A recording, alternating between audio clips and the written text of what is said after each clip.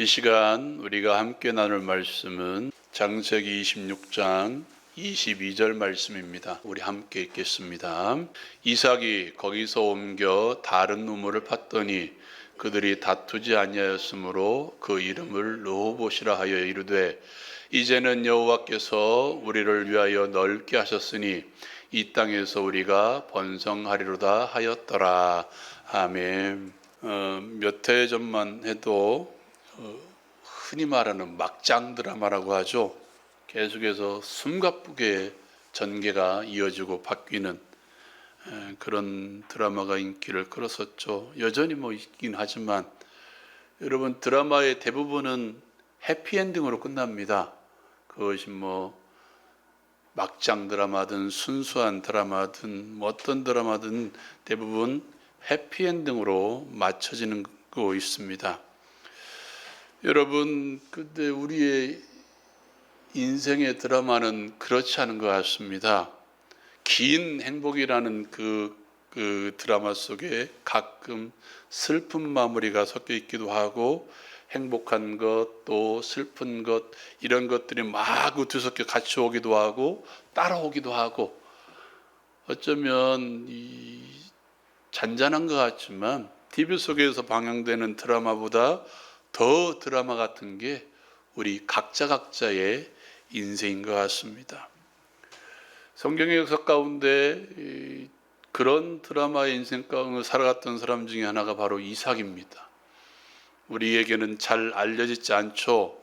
그 앞에, 그러니까 아버지와 그의 아들이 너무도 극적인 인생을 살았기 때문에 우리에게는 그렇게 크게 와닿지 않는, 어쩌면 영향력이 없는 사람 가운데 하나가 바로 이 이삭이 아닌가 생각되어집니다. 여러분, 이삭 같은 경우는 우리가 흔히 아버지와 연관지어서 많이 살펴보죠. 창세기 22장에 기록된 아브라함이 자기 아들을 하나님께 번제물로 드리려고 했던 그 사건의 주인공은 아브라함이지만 묶여있던 사람이 누군가요? 이삭이었습니다. 여러분, 야곱은 어떻습니까? 아버지를 속이고 축복을 받았습니다. 그 축복을 내려준 사람이 누굽니까? 이삭입니다. 양쪽에 끼어 있어서 어떻게 큰 영향력이 없었던 사람 가운데 하나가 바로 이삭입니다. 여러분, 여담입니다만 저와 동일한 이 세대가 그런 것 같아요.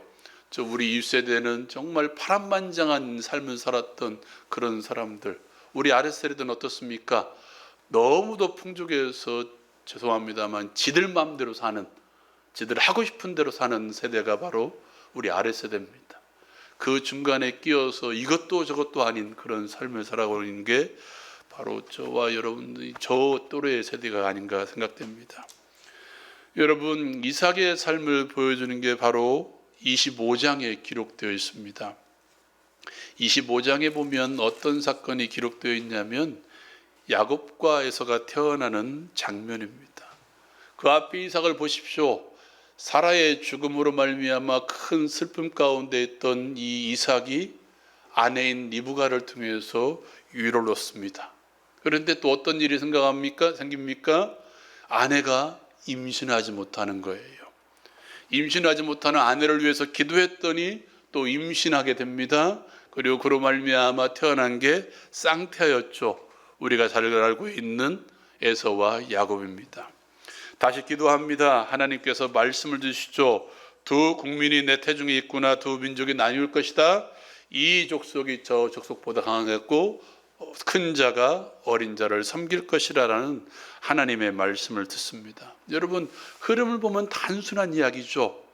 엄마가 죽어서 슬퍼하는 이삭, 아내로 말미암아 위안을 얻고 아내와 결혼해서 임신하지 못했더니 기도했더니 하나님이 들어주셨는데 쌍둥이를 낳게 했다. 아주 단순한 이야기가 흘러가고 있습니다. 그런데 이 말씀 한 구절 가운데 이것이 단순한 삶이 아닌 것이 보여지고 있습니다. 한번 읽어볼까요? 26절입니다. 26절 말씀 같이 읽겠습니다. 시작. 후에 나온 아우는 손에서 에서의 발꿈치를 잡았으므로 그 이름을 야곱이라 하였으며 리브가가 그들을 낳았을 때가 이삭이 60세였더라. 아멘. 여러분, 20절 말씀에 보면 이삭은 40세에 리브가와 결혼합니다. 그리고 쌍둥이를 낳았을 때가 60세였습니다. 그렇다면 몇 년 동안? 20년입니다.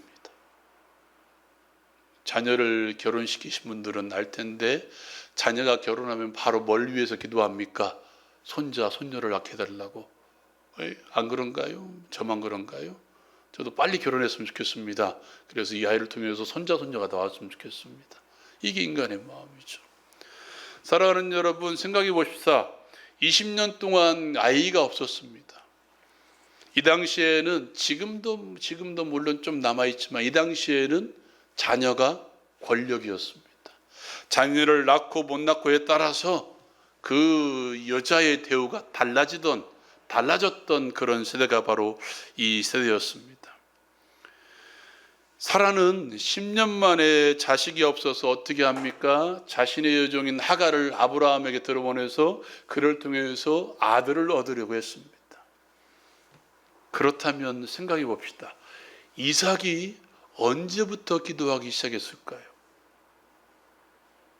적어도 10년, 아니 길게는 15년 이상 이삭은 뭘 위해서? 자녀를 낳게 해달라고 기도했을 것입니다.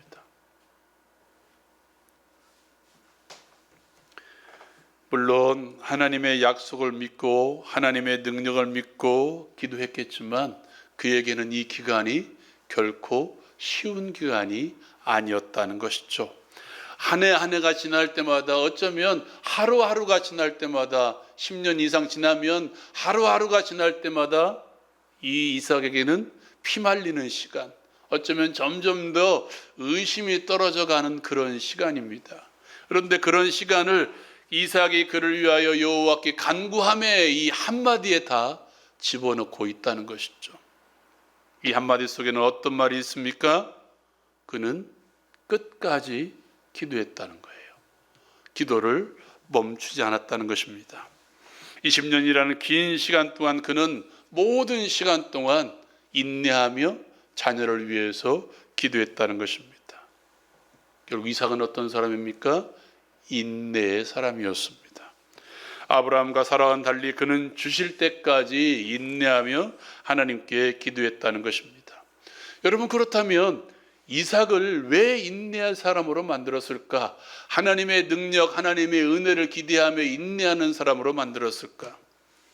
여러분, 우리가 잘 알고 있듯이 그가 태어난 배경부터 다르죠.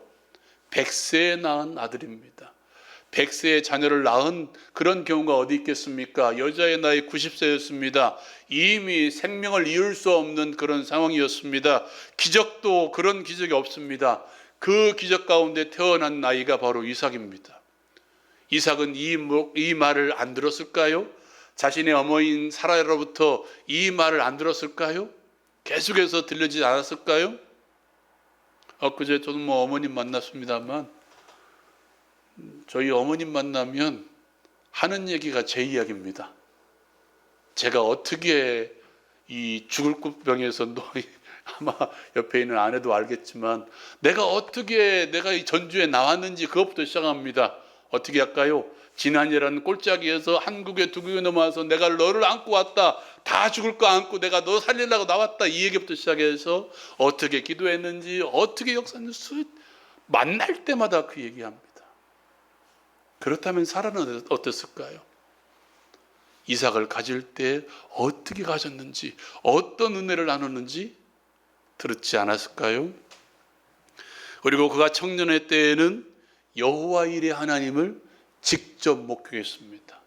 죽을 위기에서 건전받은 사람, 여러분 그 말씀을 보십시오. 얼마나 다급했으면 하나님의 사자가 아브라함아 아브라함아 하고 2번 소리를 냅니다.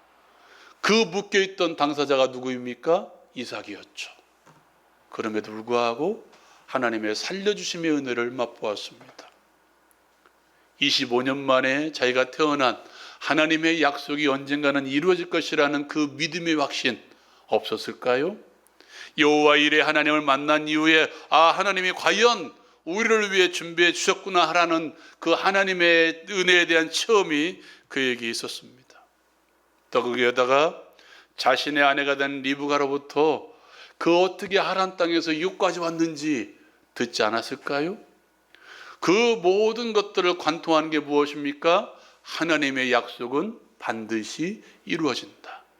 하나님이 약속하신 것은 반드시 이루어진다는 것을 그는 몸소 직접 때로는 간접적으로 체험했습니다. 여러분, 근데 이것이 쉬운 게 아니죠. 그러나 그럼에도 불구하고 기억하십시오. 하나님께서는 당신께서 약속하신 것을 반드시 이루시는 분이십니다. 그 기간이 어찌되었던 하나님께서는 당신의 말에 1.1획도 반드시 그냥 지나치는 법이 없으신 분이라는 것입니다. 그러므로 우리는 언제까지 하나님께서 우리에게 응답을 주실 때까지 기도하는 것이죠. 그때 반드시 필요한 게 바로 인내라는 것입니다. 그 하나님의 반응이 무엇이든 하나님의 반응이 보일 때까지 우리는 끊임없이 인내하며 기도하는 것이죠. 엘리야 손자를 보십시오. 그는 손바닥만한, 아주 작은 손바닥만한 구름이 보일 때까지 그는 엎드려 기도했습니다. 7번이라도 올라가라 확인하고 그는 끝까지 기도했습니다. 그리고 이삭을 엿볼 수 있는 것 두 번째, 바로 저와 여러분이 읽었던 이 말씀 가운데 포함되어 있는 우물 사건입니다. 이삭은 흉년이 들어서 애굽으로 내려가라고 합니다. 하나님께서 나타나십니다. 야, 너 애굽으로 나가려 가지 말고 그랄로 가라. 내가 거기에서 너에게 은혜를 보이겠다라고 말씀하십니다. 여러분, 그곳에서 이삭은 리브가와 아비멜렉을 통해서 하나님의 임재를 경험하죠. 그리고 거기에 머무릅니다. 그리고 그곳에서 그날 그 해에 농사를 짓습니다. 그리고 우리가 잘 알듯이 그 땅에서 농사하여 그 해에 100배나 얻는 하나님의 은혜를 경험하죠. 아마 우리 어르신들은 잘 알겠지만 농사지어서 처음 아무것도 모르는 상태에서 농사를 지었는데 그 첫 해에 100배를 얻는다? 쉬운 일인가요? 아닙니다. 어렵습니다. 농사도 경험이더라고요. 저도 해봤는데 안 되더라고요. 이 송산에 내려가서 해봤는데 뭐 저의 방식이 다르겠지만 근데 그 해에 100배 나왔습니다. 창세기 26장 12절에 보면 이렇게 분명히 선언합니다. 여호와께서 복을 주심으로 라고 선언하고 있습니다. 하나님이 도우시지 않고는 안 되는 일이었다는 것이죠. 여러분, 여기서 한번 생각해 봅시다. 누구의 입장에서? 그랄의 왕이었던 아비멜렉, 그리고 그랄 사람들의 입장에서 한번 생각해 봅시다. 리브가를 통해서 자신의 온 집에 태가 막히는 역사가 일어납니다. 하나님의 채찍이었죠. 하나님이 분명 계시구나. 그리고 이삭이라는 사람이 처음 농사진 사람이 100배나 얻습니다. 그리고 성경은 이렇게 이야기합니다. 그 사람이 창대하여 왕성하여 마침내 거부가 되어 양과 소가 떼를 이루어 종이 힘이 많음으로 라고 이야기합니다. 그 해에 이런 복을 누리는 것입니다. 이쯤 되었다면 저 사람은 건들면 안 되겠구나. 저 사람 뒤에는 분명 우리가 모르는 어떤 신이 있을 것이다 라고 생각했을 거예요. 그런데 성경은 이렇게 이야기합니다. 블레셋 사람이 그를 시기해서, 그 시기의 결과로 그들은 아브라함 때 판 이삭의 우물을 흙으로 메어버리고 이삭을 떠나라고 이야기합니다. 여러분, 주부의 그림 가운데도 나타나 있지만 이 당시에 그들의 우물은 우리의 우물과 달라요. 우리는 국내에 우물 하나 있잖아요. 동네 사람들이 마주 모여서 물을 마음껏 쓰는 그런 우물. 근데 이 지역은 달라요. 우물을 파는 그 땅조차도 메말라버린 땅입니다. 어떤 우물을 팔지라도 한 번에 해야 되는 게 없습니다. 수십 번 시행착오를 겪어야 우물에서 물을 얻어요. 그리고 그 물조차도 펑펑 쏟아지는 물이 아니라 떠나고 얼마나 있어야, 좀 오래도록 있어야 물이 고이는 그런 우물일 때가 태반입니다. 그렇다면 이들에게 우물은 생명이죠. 비가 잘 내리지 않는 땅입니다. 가축을 키우고 농사를 지을 때 반드시 필요한 게 물이죠. 요즘에야만 물이 귀한 시대 아닙니까? 그렇다면 이 당시에는 우물이 생명이고 물이 생명인 시대였습니다. 그 우물을 메워버렸다는 것은 무엇을 위협하는 거예요? 이삭의 생명을 위협하는 것과 마찬가지입니다. 이렇게 우물을 메워버립니다. 이삭은 어떻게 합니까? 거기서 옮겨요. 또 다른 우물을 파서 샘근을 얻습니다. 근데 문제는 그랄의 목자들이 쫓아옵니다. 그리고 다툽니다. 야, 너희들 내 땅에서, 우리의 땅에서 우물을 얻었으니까 이 우물도 누구의 것이다? 우리 것이다. 너희들 나가라. 누가 내 생명을 건드리면 나 죽었어 하고 내둘 사람이 누가 있겠습니까? 누구라도 다투죠.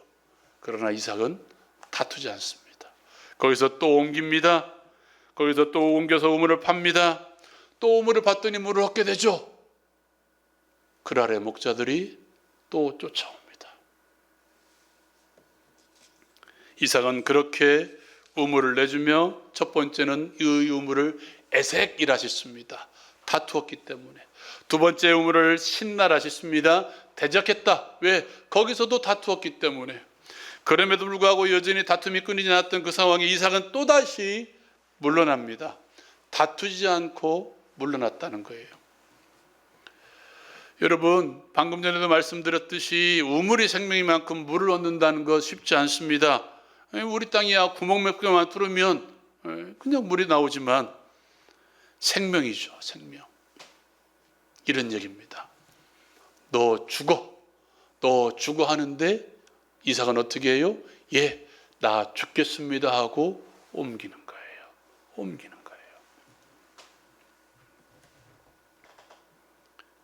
그리고 세 번째 우물을 팝니다. 한번 읽어볼까요? 우리가 읽었던 22절 말씀 같이 읽겠습니다. 시작. 이삭이 거기서 옮겨 다른 우물을 팠더니 그들이 다투지 아니하였으므로 그 이름을 르호봇이라 하여 이제는 여호와께서 우리를 위하여 넓게 하셨으니 이 땅에서 우리가 번성하리로다 하였더라. 아멘. 여러분, 이삭이 왜 물러났을까요? 힘이 없어서 원래 유약한 사람이라? 아니죠. 오늘 말씀 가운데 그 해답이 담겨져 있습니다. 세 번째 우물을 팔 때 그 이름을 르호봇이라 하셨습니다. 그것은 넓음이라는 뜻이거든요. 근데 오늘 말씀에 정확하게 이렇게 이야기합니다. 여호와께서 우리를 위하여 넓게 하셨으니. 여호와께서 우리를 위하여 넓게 하셨으니. 다시 말해서 우물을 주시는 분은 누구다? 하나님이다라는 거예요. 그가 왜 다투지 않고 화평을 이루어냅니까? 그가 왜 다투지 않고 화평하는 사람으로서 왜 계속 물러납니까? 이 우물 또한 누가 주신 것이다? 하나님이 주신 것이다. 더 나아가 그 우물을 통하여 나를 죽였지만 누가 나를 살려주실 것이다? 하나님이 나를 살려주실 것이다. 이게 우물에 담겨져 있는 믿음입니다. 이런 이야기죠. 하나님께서 그 생명을 주시는데 이런 것을 가지고 우리가 다툰다면 하나님께서 과연 기뻐하시겠는가? 하나님께서는 그런 그를 브엘사바에서 만나 주십니다. 말씀 한번 읽어볼까요? 23절 24절 말씀 같이 읽겠습니다. 시작. 이삭이 거기서부터 브엘사바로 올라갔더니 그 밤에 여호와께서 그에게 나타나 이르시되 나는 내 아버지 아브라함의 하나님이니 두려워하지 말라. 내 종 아브라함을 위하여 내가 너와 함께 있어 내게 복을 주어 내 자손이 번성하게 하리라 하신지라. 아멘. 브엘사바의 뜻이 맹세의 우물, 약속의 우물이라는 뜻입니다.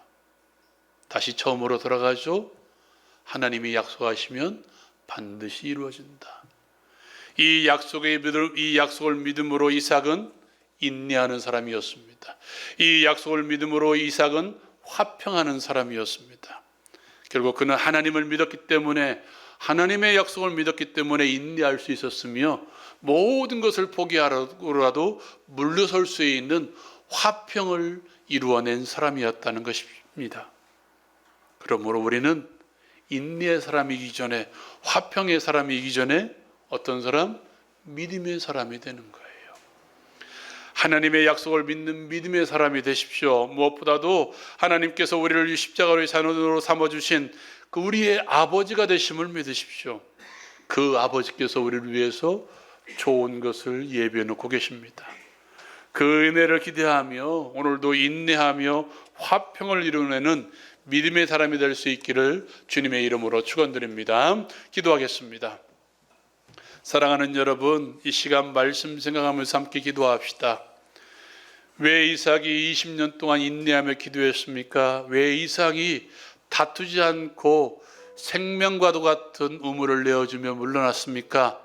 하나님의 약속을 믿는 믿음의 사람이었기 때문입니다. 사랑하는 여러분, 하나님께서 약속하신 것은 반드시 이루어집니다. 그 약속을 믿을 때 우리의 삶 가운데 역사가 나타납니다. 그 역사의 첫 번째가 바로 예수 그리스도의 십자가 아닙니까? 그 십자가로 우리가 구원받은 사람 아닙니까? 그 십자가를 통해서 예수를 내어주신 하나님께서 우리에게 모든 것을 허락하지 않겠습니까? 사랑하는 여러분, 이 시간 기도합시다. 하나님, 믿음의 사람이 되게 해달라고, 내 시간표대로 이루어지지 않을지라도 하나님의 약속을 믿으며 인내할 수 있는 믿음의 사람 되게 해달라고 이 시간 말씀을 생각하면서 기도합시다. 육체의 질병 가운데 있습니까? 마음의 무거운 짐 있습니까? 이 시간 기도합시다. 치유와 회복의 역사가 이 시간 가운데 나타날 줄로 믿습니다. 다 같이 이 시간 주여 한번 힘있게 부르짖고 우리 함께 기도합니다.